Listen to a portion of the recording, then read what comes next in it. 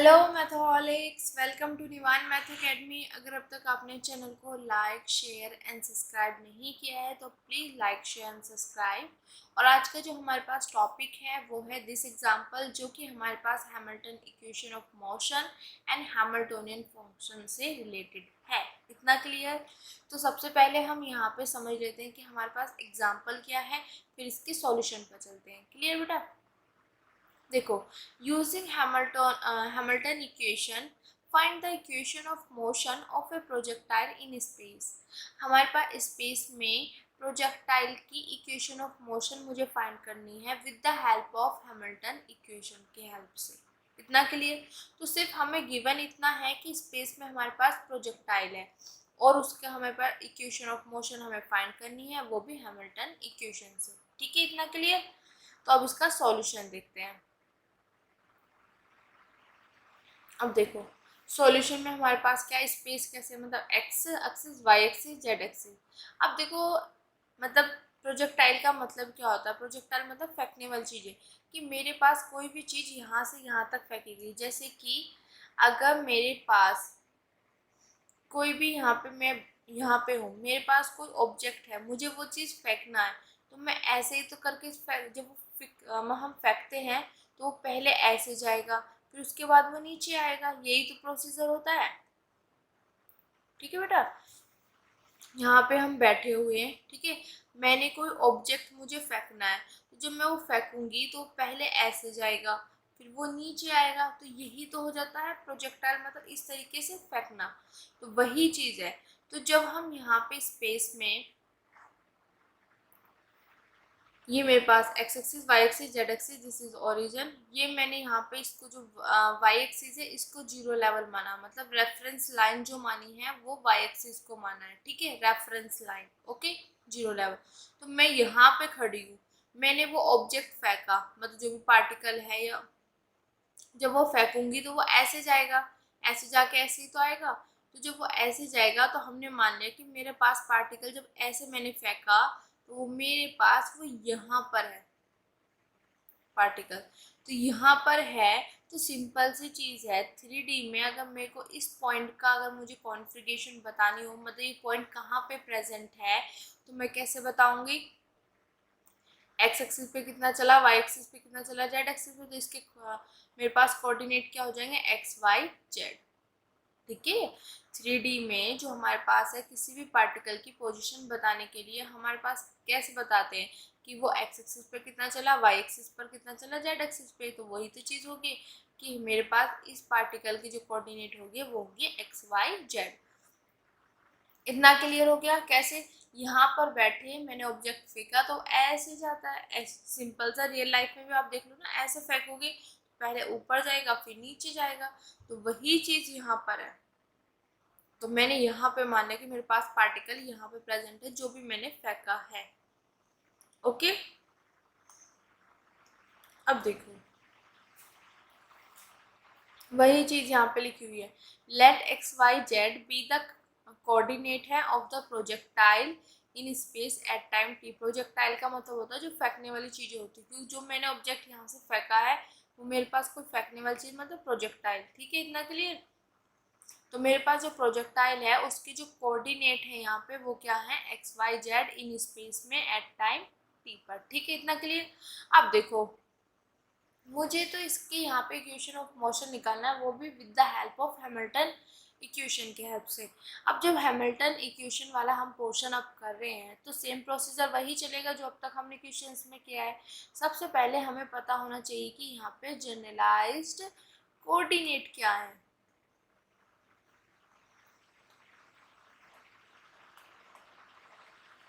Generalised coordinate क्या है, उसके बाद मुझे पता होना चाहिए कि यहाँ पे काइनेटिक एनर्जी क्या है मेरे पास। ठीक है, काइनेटिक एनर्जी जिसको हम टी से बोलते हैं। फिर हमें पता होना चाहिए पोटेंशियल एनर्जी जिसको हम वी से डिनोट करते हैं। फिर हमें पता होना चाहिए लैग्रेंजियन फंक्शन जो कि हमारे पास आता है टी माइनस के वी। उसके बाद हम यहाँ से निकालते हैं Hamiltonian function. Hamiltonian function find करने के ही बाद हम करते हैं यहाँ पे हैमिल्टन इक्वेशन ऑफ मोशन को फाइंड। इतना क्लियर हो गया बेटा? ठीक है, तो इसके बाद ही हम Hamilton equation of motion find करेंगे। ओके बेटा, इसको इधर कर देते हैं।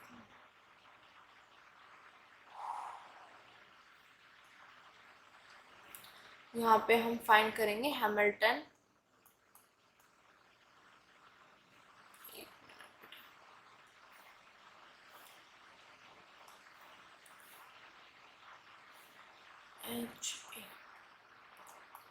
Hamilton equation of motion. ठीक है, ये हो गया मेरे पास काम। तो मेरे पास क्या है, ये चीज़ें मुझे फाइंड करनी होंगी, तभी मेरे पास क्वेश्चन क्या हो जाएगा, सॉल्व हो जाएगा। अब देखते हैं क्वेश्चन अगर हम सॉल्व करें बेटा, तो सबसे पहले मुझे पता होना चाहिए जनरलाइज्ड कोऑर्डिनेट। अब देखो 3D है मेरे पास, उसमें किसी भी पॉइंट की कॉन्फ़िगरेशन को डिस्क्राइब करने के लिए या उसकी पोजीशन बताने के लिए मुझे मिनिमम नंबर ऑफ कोऑर्डिनेट कितने चाहिए, 3, एक्स वाई जेड, क्योंकि वो एक्स एक्सिस पे कितना चला, वाई पे कितना चला, जेड पे कितना चला, तभी तो बता सकते हैं ना 3D में। इतना क्लियर? तो मेरे पास यहाँ पे मिनिमम नंबर ऑफ कोऑर्डिनेट कितने हैं, यहाँ पे एक्स वाई जेड। तो मेरे पास जनरलाइज्ड कोऑर्डिनेट क्या हो गया, X Y Z by the definition of generalised coordinate. तो एक काम हो गया मेरे पास जनरलाइज्ड कोऑर्डिनेट का। इतना क्लियर? अब उसके बाद चलते हैं हम काइनेटिक एनर्जी पे। तो काइनेटिक एनर्जी मेरे पास क्या होती है बेटा, 1/2 mv²।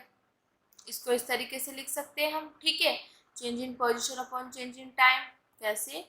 अब तक सारे न्यूमेरिकल्स में यही बात की है, change in position upon change in time. और ये मेरे पास इसको लिख सकते हैं हम इस तरीके से। ठीक है, अब ये चीज़ कैसे आया, सभी में मैं बताती आई हूँ, तो यहाँ पे भी हम बताएंगे कि मेरे पास जब 3D की बात करते हैं तो मेरे पास जो पोजीशन वेक्टर होता है वो होता है एक्स आई कैप प्लस के वाई जे कैप प्लस के जेड के कैप। इतना क्लियर? ठीक है, जब ये मेरे पास होता है, अगर मुझे इनका d/dt निकालना हो, जिसको हम डिनोट करेंगे इससे, तो ये इसका मतलब क्या है, मेरे पास dr, अब यहाँ पे ये नहीं आएगा, dr/dt, ये इसका मतलब है ये। ठीक है, इतनी बात समझ आई? ओके, तो जब मैं ये करूँगी तो मेरे पास यहाँ पर dx/dt आएगा, तो जिसको मैं ये लिख सकती हूँ। यहाँ पर dy/dt आएगा, जिसको ये लिख सकती हूँ। dz/dt आएगा, इसको ये लिख सकती हूँ। इतना क्लियर हो गया बेटा? ठीक है, अब देखो आगे, ये चीज़ निकलने के बाद मुझे तो इसका स्केयर चाहिए, मतलब मुझे क्या चाहिए, इसका इसी के साथ डॉट प्रोडक्ट चाहिए। इतना क्लियर? तो जब डॉट प्रोडक्ट निकालूंगी तो मेरे पास यहाँ पे X dot I cap plus के Y dot J cap plus के जेड डॉट के कैप। ठीक है, और यहाँ पे मेरे पास डॉट प्रोडक्ट और similarly X dot I cap plus के Y dot J cap plus के जेड डॉट के कैप। इतना क्लियर हो गया बेटा? ठीक है, अब देखो, जब हम डॉट प्रोडक्ट करते हैं तो सेम की सेम के साथ 1 आती है, डिफरेंट के साथ 0 आती है। तो इसका आसान तरीका क्या होता है कि आई का आई के साथ करते हैं हम, जे का जे के साथ करते हैं, और के का हम के साथ, सॉरी यहाँ पे आएगा के का,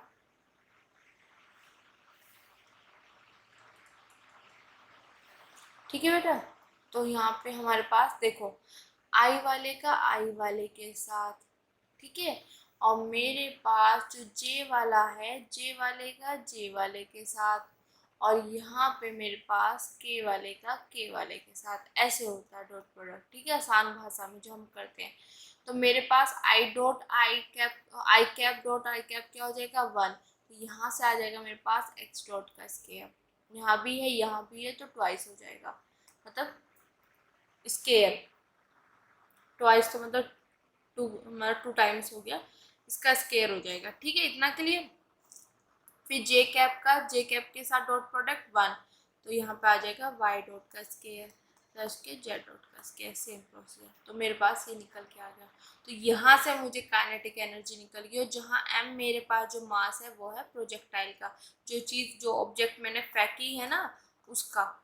देखो बेटा काइनेटिक एनर्जी हमारे पास निकल गई। अब देखते हैं हम पोटेंशियल एनर्जी। तो पोटेंशियल एनर्जी हमारे पास क्या होता है, V equal to M G H, जहाँ पे h मेरे पास क्या होती है, हाइट होती है, जो कि रेफरेंस लाइन से होती है। अब हम देख लेते हैं रेफरेंस लाइन से मेरे पास हाइट कितनी होगी। देखो बेटा ठीक है, अब यहाँ पे देखना मेरे पास पार्टिकल यहाँ पे है, तो मेरे पास रेफरेंस लाइन तो ये है, तो इससे मेरे पास पार्टिकल की डिस्टेंस कितनी होगी, यहाँ से हाइट कितनी होगी, जेड। कैसे, देखो मैं इसको थोड़ा सा अपना पिक बड़ी कर लेती हूँ जिससे आपको आसानी से मैं समझा सकूँ। जैसे कि देखो ये मेरे पास क्या है, this is X axis, this is Y axis. तो मेरे पास पार्टिकल अगर एक्स वाई एक्सिस में मैं बात करूँ तो कहीं यहाँ पे प्रेजेंट होगा एक्स वाई, ठीक है। तो जेड एक्सिस जो होता है वो इसके परपेंडिकुलर होता है, सीधा परपेंडिकुलर। तो मेरे पास अगर कोई पॉइंट आ रहा है एक्स वाई जेड तो वो यहाँ पे प्रेजेंट होगा, क्योंकि दिस इज जेड, ये हो गया एक्स वाई जेड एक्सिस, ठीक है। तो मेरे पास यहाँ पे कोई पॉइंट होगा। अब यहाँ से इस पॉइंट की अगर मैं डिस्टेंस मतलब यहाँ से यहाँ तक की देखूँ तो मेरे पास क्या रहेगी, हाइट एच, वो सॉरी जेड, ठीक है। इतना समझ आया। This is Y axis, this is X axis. यहाँ पे मेरे पास पार्टिकल है एक्स वाई एक्सिस, तो मैंने वाई एक्सिस को क्या लिया है, इसका रेफरेंस लाइन ली है, मतलब जीरो लेवल। तो यहाँ पे मेरे पास पार्टिकल प्रेजेंट है, वह जो प्रोजेक्टाइल है ना वो यहाँ पर है। प्रोजेक्टाइल अगर यहाँ पर है तो इस प्रोजेक्टाइल की इस वाई एक्सिस से डिस्टेंस कितनी होगी, वो मेरे पास वाई ही सॉरी जेड ही तो होगी, क्योंकि मेरे पास दिस ये जेड एक्सिस है तो यहाँ पे प्रेजेंट है। तो यहाँ से यहाँ तक की डिस्टेंस हम लेंगे, हाइट जो लेंगे तो वो मेरे पास क्या रहेगी, जेड। इतना क्लियर। तो यही चीज़ हम समझाने की कोशिश कर रहे हैं कि मेरे पास यहाँ पे इससे बात कर रहे हैं, मेरे पास पार्टिकल यहाँ पे जो प्रोजेक्टाइल है वो यहाँ पे प्रेजेंट है, तो यहाँ से यहाँ तक की कितनी होगी, मेरे पास जो हाइट होगी वो होगी जेड। ठीक है, इतना क्लियर बेटा। 3D में थोड़ा सा इमेजिन किया करो, उसी तरीके से आपको समझ आ जाएगा, क्योंकि जब आप इमेजिन करने लग जाओगे ना तो सब चीज़ें आसान बन जाती हैं, ठीक है बेटा। तो वही चीज़ ध्यान रखना है कि मेरे पास ऐसे है जेड एक्सिस, मतलब इस तरीके से प्रेजेंट है, और यहाँ से वाई एक्सिस से अगर मैं इस जेड की मैं देखूँ हाइट कितनी है इस प्रोजेक्टाइल की जो एक्स वाई जेड है, तो वो मेरे पास यहाँ से इसकी होगी हाइट ऊपर की साइड जेड, ठीक है, जेड। तो एच की जगह आ गया मेरे पास जेड। और इतना ध्यान रखना यहाँ पे हमने जो पोटेंशियल एनर्जी ली है वो पॉजिटिव क्यों ली है, पॉजिटिव हमने इसलिए ली है क्योंकि ये मेरे पास रेफरेंस लाइन से ऊपर प्रेजेंट है। रेफरेंस लाइन से नीचे होता तो माइनस साइन आता, ऊपर है तो पॉजिटिव साइन आएगा, ठीक है। इसलिए यहाँ पे पॉजिटिव साइन आया। इतना क्लियर बेटा। तो this is potential energy. Kinetic energy निकल गई, पोटेंशियल एनर्जी निकल गई, तो लैग्रेंजियन फंक्शन निकाल देंगे, वो किसके इक्वल होगा, L equal to T minus के वी। तो हमने काइनेटिक एनर्जी की वैल्यू रख दी माइनस के दिस, ठीक है। अब हमारी बारी आती है यहाँ पे हैमिल्टोनियन फंक्शन फाइंड करने की। तो हैमिल्टोनियन फंक्शन जब हम फाइंड करते हैं तो हमारे पास ये चीज़ फॉर्मूला होता है हैमिल्टोनियन का फाइंड करने का। तो इसके लिए मुझे पता होना चाहिए कि यहाँ पे जनरलाइज्ड वेलोसिटी क्या है, जनरलाइज्ड मोमेंटम क्या है, और ये लैग्रेंजियन फंक्शन का एसोसिएटेड एक्सप्रेशन क्या है, तभी तो हम निकाल सकते हैं ना। तो पहले हम इसको देख लेते हैं, इसको किस तरीके से अपने सिचुएशन जो हमारे पास क्वेश्चन है किस तरीके से अरेंज किया गया है, फिर आगे देखते हैं, ठीक है बेटा। अब देखो मेरे पास जनरलाइज्ड कोऑर्डिनेट है एक्स वाई और जेड, मतलब Q1 Q2 Q3 की वैल्यू है मेरे पास ये। अगर मैं इनकी जनरलाइज्ड वेलोसिटी की बात करूँ तो मेरे पास क्या हो जाएगा, एक्स डॉट वाई डॉट और जेड डॉट। इतना क्लियर हो गया ना बेटा, ठीक है। अब मैं इनके करस्पॉन्डिंग जो जनरलाइज्ड कोऑर्डिनेट है मेरे पास, इनके करस्पॉन्डिंग मैं अगर जनरलाइज्ड मोमेंटम की बात करूँ तो मेरे पास यहाँ पे होगा ये, this is P X, this is this, this is this. इतना क्लियर हो गया कि ये मेरे पास जनरलाइज्ड मोमेंटम है corresponding the generalized coordinate X, ये जनरलाइज्ड मोमेंटम है corresponding the generalized coordinate Y, और this is generalized momentum corresponding the generalized coordinate Z. इतना क्लियर हो गया बेटा। अब देखो मेरे पास यहाँ पे n का मतलब क्या होता है, नंबर ऑफ जनरलाइज्ड कोऑर्डिनेट। ठीक है, मेरे पास तो यहाँ पे सिर्फ 3 है, तो इनकी वैल्यू क्या हो जाएगी 3। तो अब मेरे पास ये समीशन क्या बन जाएगा, मेरे पास आई की वैल्यू 1 से लेके 3 तक, P I Q I this minus के दिस, ओके, इक्वल टू यहाँ पे हो जाएगा P1 Q1 दिस प्लस के P2 Q2 दिस प्लस के P3 Q3 दिस माइनस के दिस, ओके, इतना क्लियर।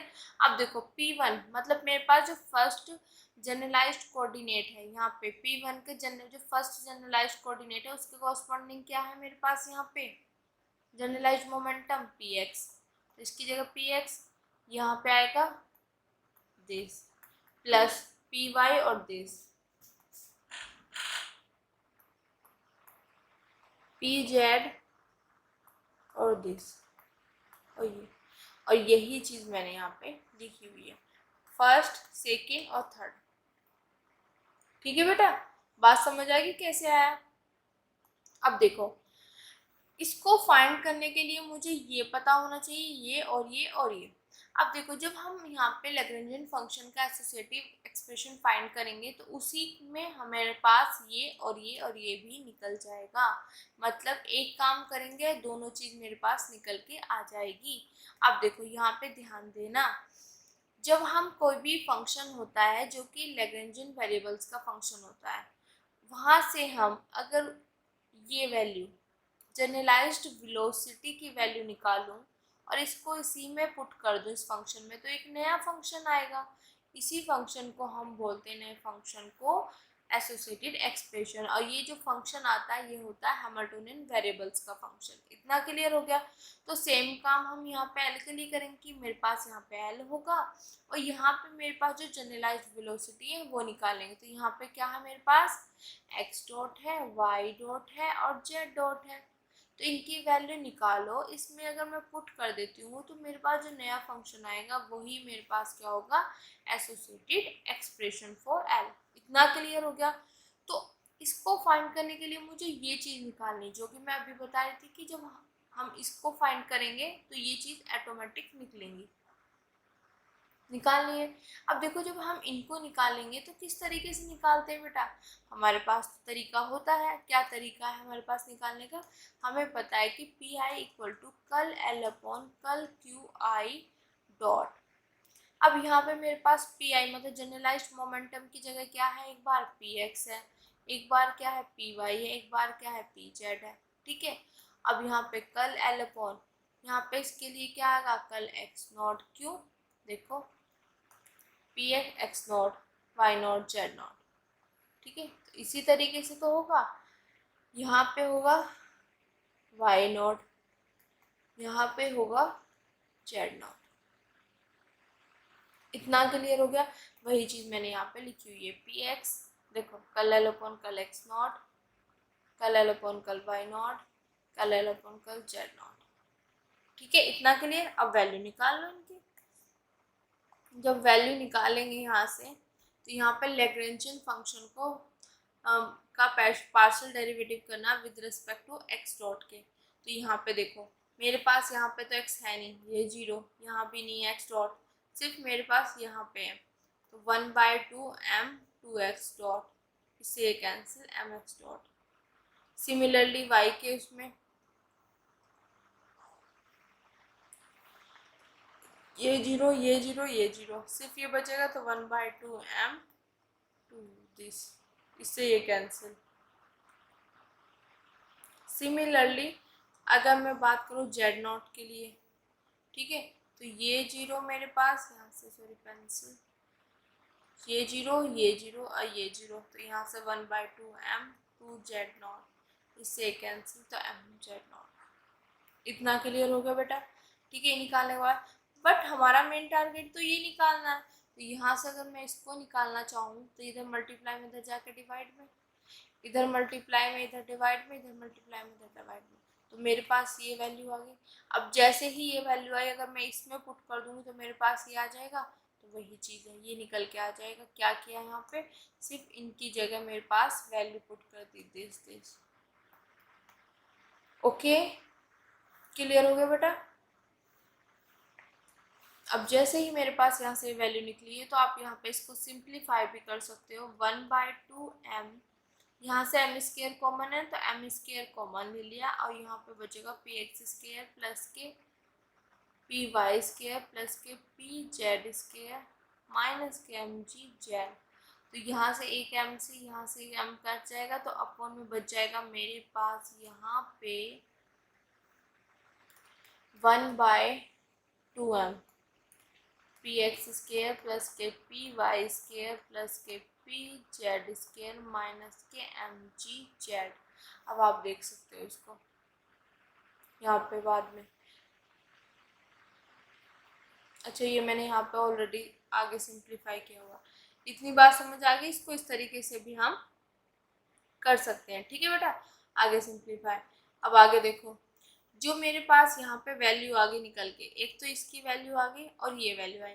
अब देखो इसकी वैल्यू यहाँ पे पुट कर देंगे। अब इनका क्या मतलब है? इनका मतलब है कि इसकी value in terms of this, इसकी वैल्यू इसकी टर्म में, इसकी वैल्यू इसकी टर्म में। तो मैं यहाँ पे जब इसकी वैल्यू इसकी टर्म में निकालूंगी तो ये रख दूँगी, या सिंपली लैंग्वेज में क्या बोलेंगे, इसकी वैल्यू निकालो, इसकी निकालो, इसकी निकालो, जो वैल्यू आएंगी वो यहाँ पे पुट कर दो। क्योंकि जब हम इसकी वैल्यू इसके टर्म में निकालेंगे तो ऑलरेडी आई है, आ ही रही है। ठीक है, इतना क्लियर। तो डायरेक्ट इनकी वैल्यू पुट कर दो। तो इससे और इसी क्वेश्चन से और इसी क्वेश्चन से अगर हम बात करें तो इसमें वैल्यू पुट कर देंगे। तो मेरे पास h इक्वल टू क्या आ जाएगा यहाँ पे, उसमें हैमिल्टन फंक्शन में, हैमिल्टोनियन फंक्शन में इसकी जगह वैल्यू पुट करो यहाँ पे, यहाँ पे। तो ये वैल्यू पुट कर दी। माइनस के आएगा मेरे पास यहाँ से दिस पूरा का पूरा। तो ये माइनस, ये प्लस, तो ये माइनस और ये प्लस। ठीक है, अब मेरे पास ये क्या बन जाएगा, स्केयर हो जाएगा इसका, यहाँ पे भी स्केयर, यहाँ पे भी स्केयर। यहाँ पे देखो ये स्केयर, और जब m को अंदर लेके जाएंगे तो एक m से m कैंसिल हो जाएगा, अपॉन में m दिस। ठीक है, सिर्फ सिंप्लीफाई किया है, ये तो छोटे बच्चों का काम है। ठीक है, अब देखो ये चीज़ आ गई मेरे पास। अब देखो मेरे पास बेटा यहाँ पे दिस और दिस एक साथ लेंगे। अब ध्यान देना बेटा, पी एक्स के ये अब उसमें है सफिक्स में। ठीक है, यहाँ पे दिस अपॉन एम। तो मैं अगर यहाँ की बात करूँ और यहाँ की बात करूँ, दोनों में कॉमन है, यहाँ पे 1 बचेगा, वहाँ पे माइनस के 1/2। तो अगर मैं इसको निकालूँ तो मेरे पास ये आ जाएगा,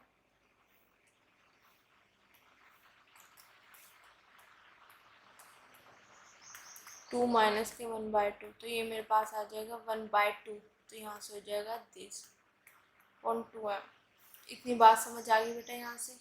सिमिलरली मैं इसको लूँगी और इसको लूँगी तो मेरे पास ये वैल्यू आएगी सेम एज इट इज़, ये आएगी प्लस के एम जी। ठीक है, इतना क्लियर हो गया बेटा। सब में 1/2m कॉमन है, बाहर ले लिया, मेरे पास रिमेनिंग बचा दिस। यहाँ से आगे मेरे पास हैमिल्टोनियन फंक्शन। इतना क्लियर हो गया। अब हम यहाँ पे यूज करेंगे हैमिल्टन इक्वेशन। जब जैसे ही हमारे पास हैमिल्टोनियन फंक्शन आया तो हैमिल्टन इक्वेशन हम फाइंड कर सकते हैं। तो वही चीज़ है, देखो हैमिल्टन इक्वेशन का हमारे पास होता क्या है, मेरे पास यहाँ पे क्यू आई होता है, पी आई होता है। ठीक है, इसका मैं डी अपॉन डी टी करूँगी, इसका मैं डी अपॉन डी टी करूँगी, जिसको हम लिख सकते हैं पी आई डॉट, इसको लिख सकते हैं क्यू आई डॉट। ठीक है, ये इक्वल टू होता है कर्ल एच, ये भी इक्वल टू होता है कर्ल एच अपॉन में, यहाँ पे क्यू है तो यहाँ पे पी आई आएगा, यहाँ पे पी आई है तो यहाँ पे क्यू आई आएगा, साथ में नेगेटिव साइन। इतना क्लियर हो गया बेटा? ठीक है, ओके। अब आगे देखो, यहाँ पे हमारे पास जो हमने देखा यहाँ पे, तो हमें दिखाने के लिए यहाँ पे एक तो जनरलाइज्ड कोऑर्डिनेट हो गया और जनरलाइज्ड मोमेंटम। तो हमारे पास जनरलाइज्ड कोऑर्डिनेट कौन कौन से हैं, एक्स वाई जेड। तो यहाँ पे इसकी जगह क्या आ जाएगा, X dot, Y dot, Z dot. ठीक है, इतना क्लियर। अब मोमेंटम क्या क्या है यहाँ पे, जनरलाइज्ड मोमेंटम क्या क्या है बेटा, P X dot, P Y dot, P Z dot, यही तो आ जाएंगे। यहाँ पे curl H, curl H, curl H. Similarly यहाँ पे किस तरीके से बना रही हूँ देखते रहना बेटा, ठीक है। अब एक्स डॉट है यहाँ पे, तो यहाँ पे आ जाएगा मेरे पास पी एक्स कर्ल दिस और कर्ल दिस, और यहाँ पे आ जाएगा एक्स एक्स एक्स अब विथ नेगेटिव साइन, ठीक है बेटा। सिर्फ इनकी जगह देखो, जनरलाइज्ड कोऑर्डिनेट की जगह मैंने ये रख दी है और जनरलाइज्ड मोमेंटम की जगह ये रख दी है, सिर्फ वैल्यू फाइंड करनी है, ठीक है। इतना क्लियर। अब मेरे पास जैसे ही ये निकल के आया, देखो एक्स डॉट क्या हो गया, curl H upon this, Y dot Y Z minus X, ठीक है, निकल के आ गया बेटा। अब देखो वैल्यू निकालेंगे, जब मैं इसका पी एक्स के रिस्पेक्ट में करूँ तो ये सब जीरो मेरे पास, और यहाँ पे आ जाएगा मेरे पास 1/2m टू दिस, इसे कैंसिल दिस आ जाएगा। सिमिलरली वाई डॉट निकालेंगे तो ये सब जीरो और ये वाली वैल्यू बचेगी, सिमिलरली ये मेरे पास आ जाएगी, एंड एज इट इज ये। अब मैं यहाँ पे इसको करूँगी मैं बेटा एक्स डॉट के रिस्पेक्ट में, सॉरी एक्स के रिस्पेक्ट में, एच को यहाँ पे एक्स के रिस्पेक्ट में करूँगी, एक्स के रिस्पेक्ट में कहीं है नहीं, जीरो, वाई के रिस्पेक्ट में है जीरो, अब जेड के तो जीरो हो गया, यहाँ से आ जाएगा एम जी, क्योंकि जेड का हो जाएगा 1, तो एम जी और साथ में यहाँ पे नेगेटिव साइन माइनस के एम जी, तो मेरे पास X dot Y dot Z dot this and this, ये वैल्यू निकल के आ गई। अब मुझे तो फाइंड करना है यहाँ पे इक्वेशन ऑफ मोशन, तो हम इनकी ही हेल्प से इक्वेशन ऑफ मोशन फाइंड करेंगे। अब देखो मेरे पास यहाँ पे ध्यान से देखना बेटा, मेरे पास है यहाँ पे X dot this Y dot this, ठीक है। अगर मैं इसका एक बार और कर लूँ, जैसे मेरे पास है ये एक्स डॉट है, इसका मैं एक बार और कर दूँ तो ये मेरे पास क्या हो जाएगा दिस, कैसे देखो डी अपॉन डी टी है, अब इसकी वैल्यू क्या है मेरे पास D X upon D T, तो इसको मैं क्या लिख सकती हूँ D square X upon D T square, तो इसको क्या लिख सकती हूँ दिस, तो वही चीज़ यहाँ पे बेटा लिखी हुई है। इतना क्लियर हो गया बेटा, ठीक है। तो ये चीज़ आगे मेरे पास एक बार और करेंगे, तो यहाँ से मेरे पास क्या हो जाएगा, एम तो मेरे पास कांस्टेंट है, तो यहाँ पे इसका डॉट आ जाएगा, ठीक है। सिमिलरली ये है तो एक बार और कर लेंगे, इसका डॉट आ जाएगा। अब मेरे पास यहाँ पे पी एक्स, इसका डॉट क्या है जीरो, इसका डॉट क्या है जीरो, तो मेरे पास यहाँ से आ जाएगा जीरो जीरो। अब रिमेनिंग रहता है जेड नॉट की वैल्यू मेरे पास दिस, जेड डॉट की, ठीक है। जेड डॉट की ये है तो इसका भी डी अपॉन डी टी, तो एक और लग जाएगा, फिर इसके ऊपर भी डॉट लग जाएगा, और इसकी जो डॉट की वैल्यू माइनस के एम जी, तो यहाँ पे माइनस के इसकी जगह रख दिया माइनस के एम जी, एम से एम कैंसिल, तो this equal to minus K G, और यही मेरे पास है equation of motion of a projectile in a space, this equal to zero, this equal to zero और दिस, तो ये मेरे पास आ गई equation of motion of a projectile की, ठीक है। बात समझ आए, सेम वही प्रोसेस चल रहा है बेटा जो अब तक हम करते आए हैं, ठीक है बेटा। सबसे पहले हमें क्वेश्चन को समझना है, यहाँ पे एक प्रोजेक्टाइल है, प्रोजेक्टाइल मतलब फेंकने वाली चीज़, यहाँ से प्रोजेक्ट हमने फेंका तो वो मेरे पास प्रोजेक्टाइल यहाँ पे हमने मान लिया, ठीक है। जनरलाइज्ड कोऑर्डिनेट 3D में बताने के लिए कितने होते हैं मेरे पास किसी भी पॉइंट को, एक्स वाई जेड तीनों हो गए। फिर हमने जनरलाइज्ड कोऑर्डिनेट फाइंड होते ही हम निकालेंगे काइनेटिक एनर्जी, वो आ गई।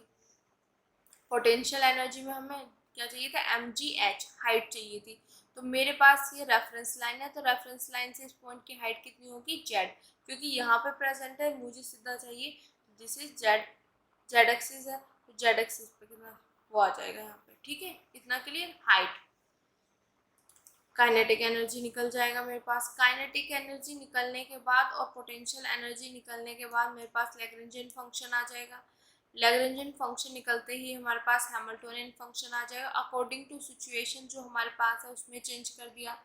अब हमें निकालना है यहाँ से क्या, X dot Y dot Z dot, तो वो हम किसकी हेल्प से निकालेंगे, इनकी हेल्प से, वो चीज़ निकाल लिया हमने, ये वाला फॉर्मूला होता है, ठीक है, इसकी हेल्प से निकालते हैं।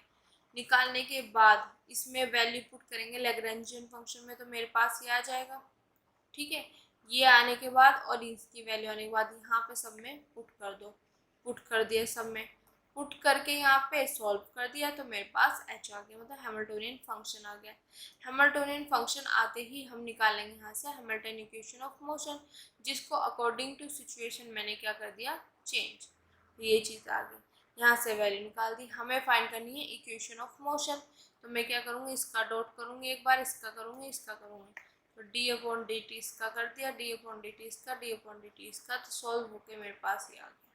ठीक है, तो आज के लिए थैंक यू सो मच बेटा। अगर आपको मेरी वीडियोस, मेरे लेक्चर्स पसंद आने तो please like share and subscribe, और उन बच्चों तक जरूर पहुँचाए जिनको इनकी नीड है। थैंक